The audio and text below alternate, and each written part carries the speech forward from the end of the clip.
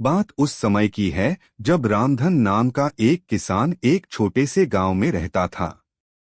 उसका छोटा सा परिवार था जिसमें उसकी पत्नी और उसका इकलौता बेटा चंदन था।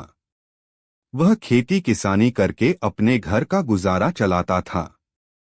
रामधन बहुत अमीर तो नहीं था, लेकिन भगवान की दया से उसके घर में किसी चीज की कोई कमी नहीं थी।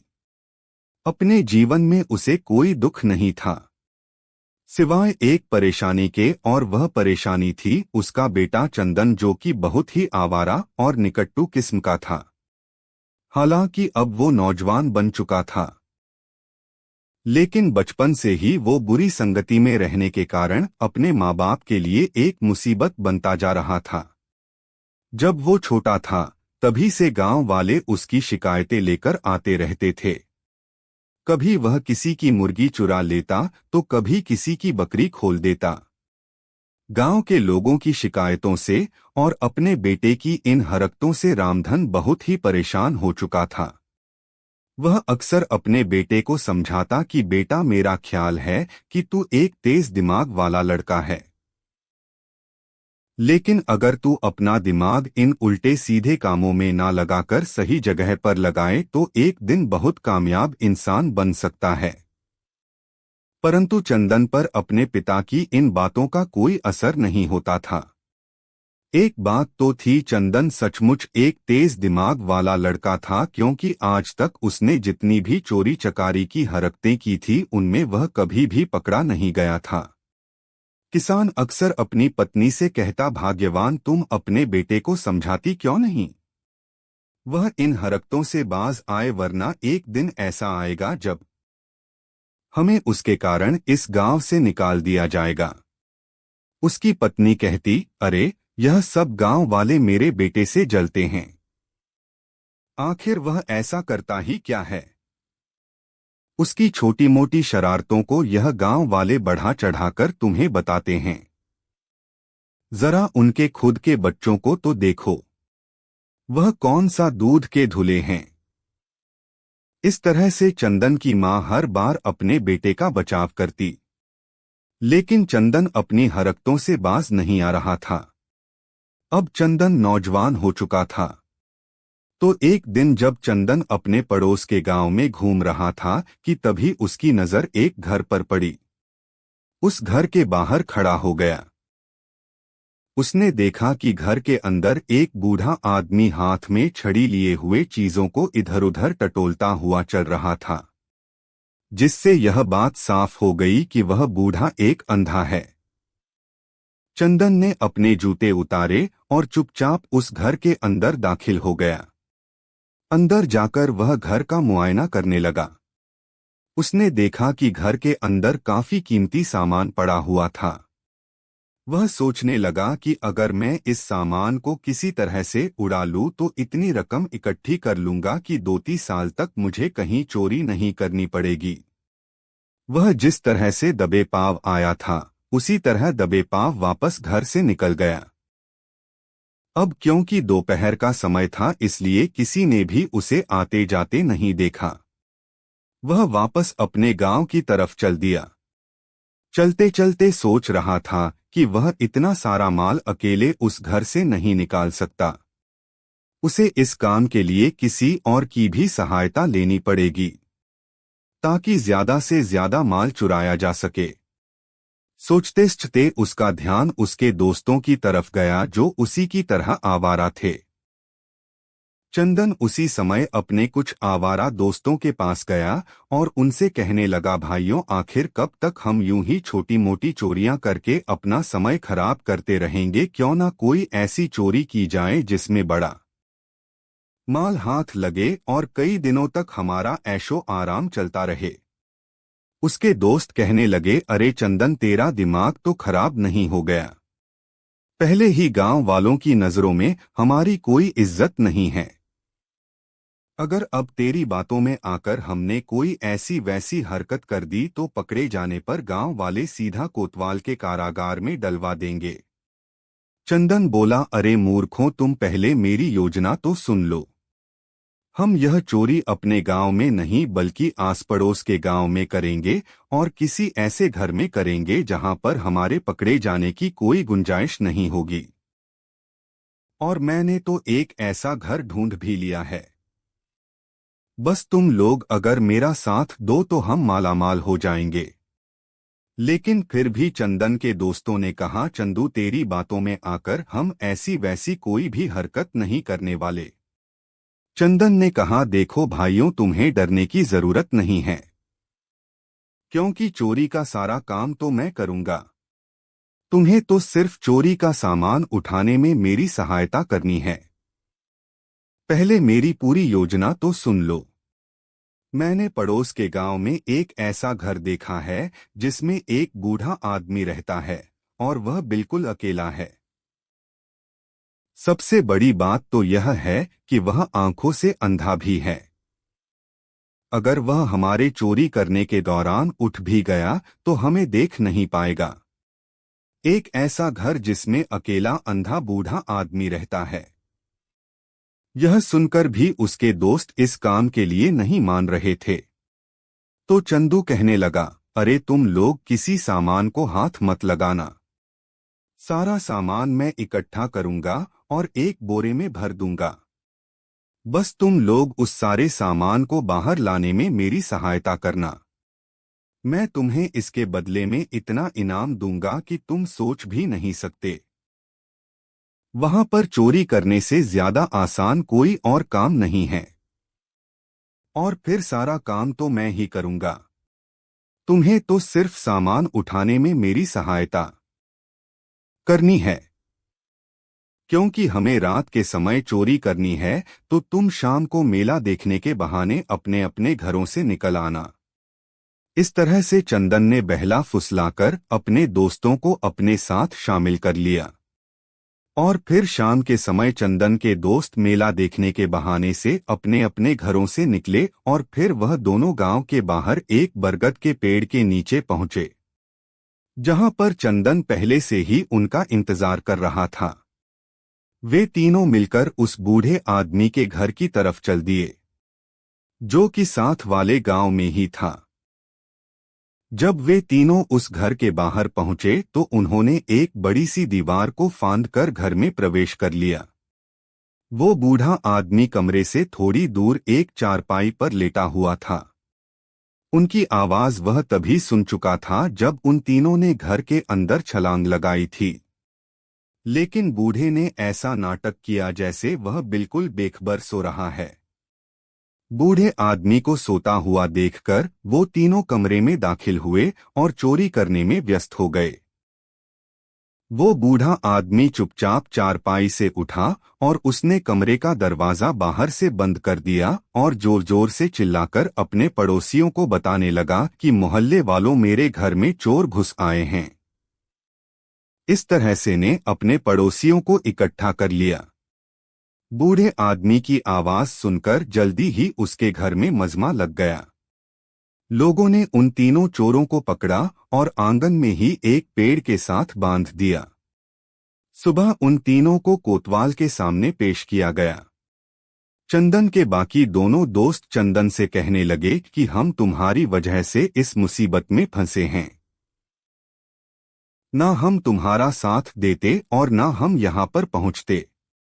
वाल के सामने साफ साफ मुकर जाएंगे कि हमारा चोरी का कोई इरादा नहीं था। असली अपराधी तो तुम हो। चंदन उन दोनों से कहने लगा, नहीं नहीं, तुम मेरी बात सुनो।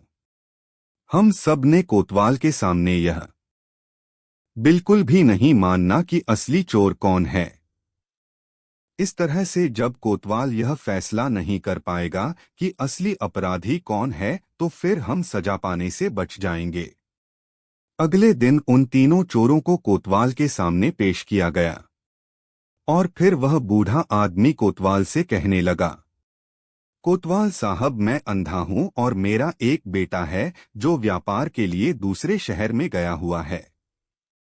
मैं घर पर अकेला था और मुझे अकेला पाकर यह तीनों मेरे घर में घुसे, लेकिन शायद भगवान को कुछ और ही मंजूर था और मैंने इन तीनों को हाथों पकड़ लिया और कमरे में बंद कर दिया।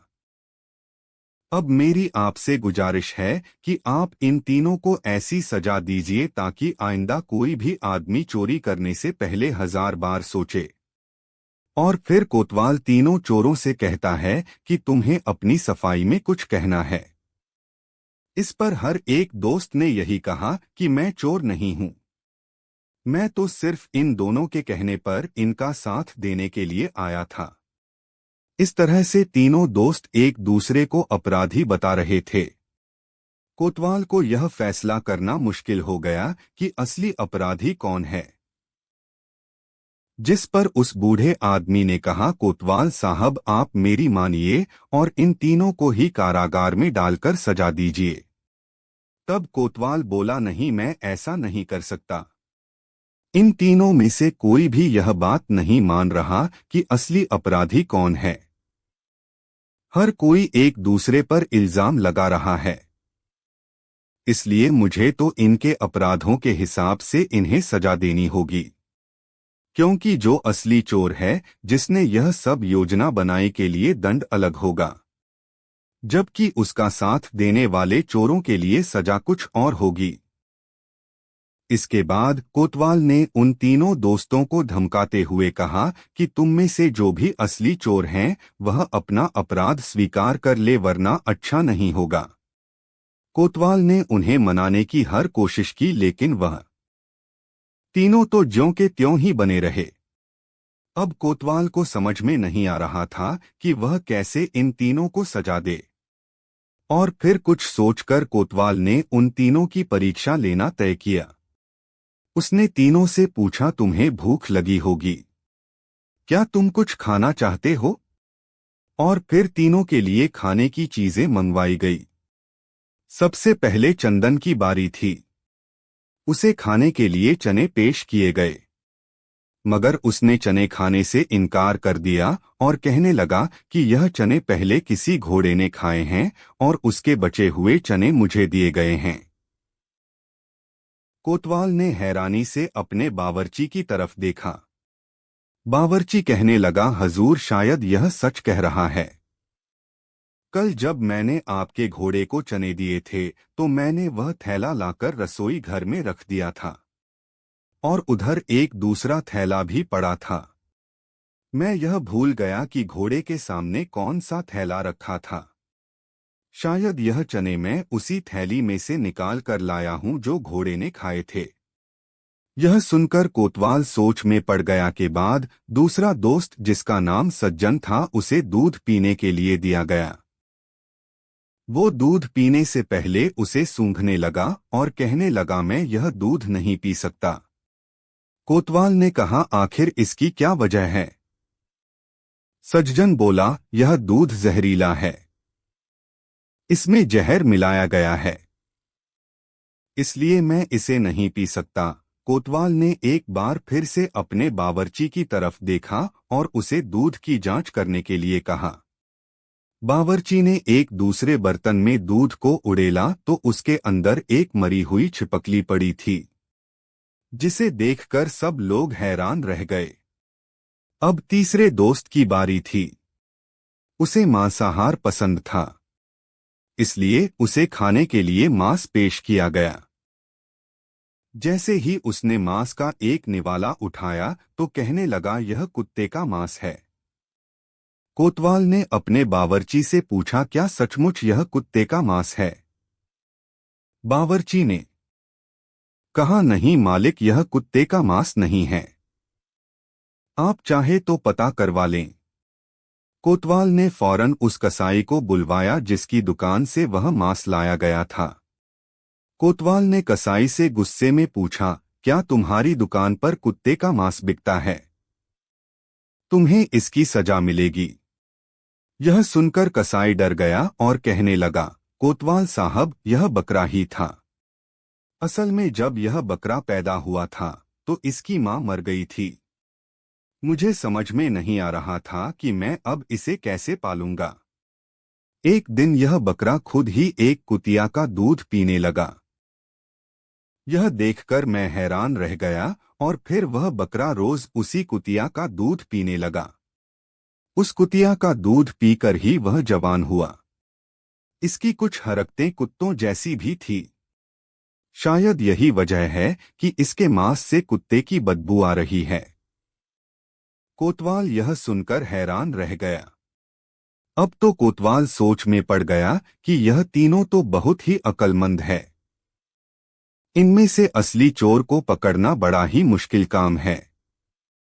कोतवाल ने उस रात उन तीनों को कारागार में डलवा दिया और अपने घर पहुंचा। वह सोच में पड़ गया कि आखिरकार किस तरह से उनमें से असली चोर को पकड़ा जाए। कोतवाल का बेटा जो वहीं पर बैठा हुआ था, अपने पिता को परेशानी में डूबा हुआ देख करने लगा, पिताजी आखिर आप किस परेशानी में हैं? अपने बेटे के पूछने पर कोतवाल ने अपने बेटे को उन तीन चोर दोस्तों की सारी बात सुना दी। अपने पिता की बातें सुनकर कोतवाल का बेटा कहने लगा, पिताजी आप एक मौका मुझे दीजिए। हो सकता है कि मैं आपको असली चोर का पता लगाने में सहायता कर सकूं। कोतवाल कहने लगा, बेटा तुम भला असली चोर को कैसे पकड़ पाओगे? मैं इतने सालों से यह काम कर रहा हूं। जब मुझे असली चोर का नहीं पता लगा तो तुम भला यह काम कैसे कर लोगे? बेटा कहने लगा, पिताजी जीवन में कई बार ऐसा होता है कि बड़ी बड़ी समस्याओं का हल हमें वहां से मिल जाता है जहां से हमें कोई उम्मीद ना हो। कोतवाल को अपने बेटे की बात सही लगी और उसने कहा, ठीक है बेटा, तो कल तुम मेरे साथ कचहरी चलना। मैं तुम्हें भी आजमा कर देख लेता हूं। अगले दिन कचहरी में कोतवाल के बेटे के सामने उन तीनों चोर दोस्तों को पेश किया गया। कोतवाल का बेटा कहने लगा, देखो भाइयों, तुम तीनों को डरने की कोई आवश्यकता नहीं है। मैं तो यहाँ पर तुम तीनों को एक कहानी सुनाने के लिए आया हूँ। उसकी यह बात सुनकर वहां पर मौजूद सभी लोग हैरान थे कि कोतवाल का बेटा यहाँ पर चोर पकड़ने आया है या फिर कोई किस्से कहानियां सुनाने के लिए। और फिर कोतवाल के बेटे ने अपनी कहानी सुनाना शुरू की। वह कहने लगा, किसी नगर में एक लड़की अपने पति के साथ रहती थी। एक दिन उसे चिट्ठी मिली जिसमें लिखा था कि उसका पिता बहुत ही ज्यादा बीमार है और उसे इलाज के लिए पैसों की आवश्यकता है। लड़की के पास तो कोई पैसे थे नहीं, तो उसने अपने पति से कहा कि मेरे बाबा बहुत बीमार हैं और मुझे उनके इलाज के लिए पैसों की आवश्यकता है। उसके पति के पास भी उस समय पैसे नहीं थे, लेकिन उसने अपनी भैंस बेचकर पैसे इकट्ठे किए और अपनी पत्नी को दे दिए और उसे पिता के घर की तरफ रवाना कर दिया। रास्ते में उस लड़की को एक बेईमान आदमी ने देख लिया और लड़की को अकेला पाकर उसने लड़की का रास्ता रोक लिया। लेकिन वह लड़की कहने लगी, भगवान के लिए मुझे जाने दीजिए, मैं तो तुम्हारी बहन की तरह हूं। लड़की की हालत देखकर उस आदमी के मन में दया आ गई और उसने लड़की को जाने दिया। लड़की ने उसका धन्यवाद किया और आगे चल पड़ी। वह थोड़ी ही दूर गई थी कि उसे चोरों ने घेर लिया और लड़की से कहने लगे कि तुम्हारे पास जो कुछ भी है वह हमें दे दो। अगर तुम ऐसा नहीं करोगी तो हम तुम्हें यहीं पर बांध लेंगे। लड़की कहने लगी कि मेरे पास जो भी पैसे हैं वह मैं अपने बाबा के इलाज के लिए लेकर जा रही हूं। अगर तुमने मुझसे वह पैसे ले लिए तो मेरे बाबा मर जाएंगे। भगवान के लिए मुझे जाने दो। चोरों के सरदार के दिल में उस लड़की के लिए दया आ गई। उसने लड़की को जाने दिया। अब वह लड़की शहर पहुंची। उसने अपने बाबा का इलाज करवाया और उसका पिता बिल्कुल भला चंगा हो गया। कोतवाल के बेटे ने कहा, यह कहानी यहीं पर खत्म हो जाती है। और उसने उन तीनों दोस्तों से सवाल किया कि तुम मुझे यह बताओ, इस लड़की पर सबसे बड़ा उपकार किसने किया? सबसे पहले उसने गुल्लू से पूछा तो वह कहने लगा कि उस लड़की के पति ने, क्योंकि उसने अपनी भैंस बेचकर उसे पैसे ना दिए होते तो लड़की के बाबा का कभी भी इलाज ना हो पाता। अब कोतवाल का बेटा दूसरे दोस्त यानी सज्जन के पास गया और कहने लगा, तुम बताओ कि लड़की पर सबसे बड़ा उपकार किसने किया है। वह बोला, लड़की पर सबसे बड़ा उपकार उस बेईमान आदमी ने किया जिसने उसे अकेला पाकर भी उसे कुछ नहीं किया और उसे जाने दिया, क्योंकि एक लड़की की इज्जत उसकी जान से भी ज्यादा प्यारी होती है। इसके बाद कोतवाल का बेटा तीसरे दोस्त चंदन के पास गया और कहने लगा, तुम बताओ कि उस लड़की पर सबसे बड़ा एहसान किसने किया है। चंदन बोला कि उस लड़की पर सबसे बड़ा एहसान उस चोर ने किया है, क्योंकि अगर वह लड़की से सारा माल छीन लेते तो वह अपने बाबा का इलाज कभी भी ना करवा पाती। इसलिए सबसे बड़ा एहसान तो चोरों ने उस पर किया था। इस पर कोतवाल के बेटे ने अपने पिता से कहा कि यही आदमी असली अपराधी है। कोतवाल हैरान रह गया और अपने बेटे से पूछने लगा कि तुम्हें कैसे पता चला कि यह अपराधी है। इस पर उसके बेटे ने जवाब दिया कि इंसान के अंदर जिस तरह की आदतें होती हैं, उसको उसी तरह के लोग पसंद आते हैं। अब क्योंकि यह असली चोर है, इसीलिए इसने भी एक चोर की अच्छाई को ही पसंद किया और उसकी तारीफ की। इसके बाद कोतवाल ने अपने सिपाहियों को आदेश दिया कि चंदन को ले जाकर इससे पूछताछ की जाए। चंदन तो पहले से ही चोर साबित हो चुका था। थोड़ी सी सख्ती करने पर उसने अपना अपराध स्वीकार कर लिया। सारी पूछताछ करने के बाद यह साबित हो गया कि चंदन ही असली चोर है और उसके बाकी दोनों दोस्त चोरी का माल ले जाने में उसके सहायक थे। और फिर कोतवाल ने चंदन को 10 साल के लिए कारागार में डाल दिया और उसके बाकी दोनों साथियों को तड़ी पार कर दिया गया और उन्हें नगर से बाहर निकाल दिया गया। यह खबर चंदन के गांव पहुंची तो तीनों दोस्तों के माँ बाप कचहरी में आकर अपने अपने बच्चों के लिए दया की भीख मांगने लगे। लेकिन तब तक बहुत देर हो चुकी थी। उनकी सभी कोशिशें नाकाम रही। तो दोस्तों, यह कहानी हमें सिखाती है कि बुराई करने के साथ साथ बुराई का साथ देने वाले भी अपराधी होते हैं। जो आदमी अपराधी का पता होते हुए भी चुप रह जाता है तो वह न्याय के रास्ते में रुकावट बन जाता है और इस तरह से वह भी अपराध में शामिल हो जाता है। और यह भी सच है कि बुराई को सहारा देने वाला भी बुरे अंजाम से नहीं बच सकता। बुराई का साथ देने वाले को शायद उस समय कोई नुकसान ना हो, लेकिन एक ना एक दिन वह भी पकड़ा जाता है। अगर सभी लोग अन्याय और अपराध के खिलाफ आवाज उठाएं तो यह दुनिया स्वर्ग बन जाएगी। लेकिन अगर कोई बुराई को देखते हुए भी अपनी आंखें बंद कर ले तो एक ना एक दिन वह भी आएगा जब वह खुद उस बुराई का शिकार बन जाएगा। यह कहानी सिर्फ एक कहानी नहीं बल्कि हमारी रोजमर्रा की जिंदगी में भी ऐसे वाकया होते रहते हैं। जब चंदन जैसे शातिर अपराधी अपने आसपास के लोगों को बहला फुसलाकर अपने अपराध में शामिल कर लेते हैं, तो मुझे पूरी उम्मीद है कि आपको यह कहानी बहुत ही पसंद आई होगी। तो इसी तरह की कहानियां देखने के लिए आप चैनल को सब्सक्राइब कर लीजिए। वीडियो अच्छी लगी तो इसे लाइक कीजिए।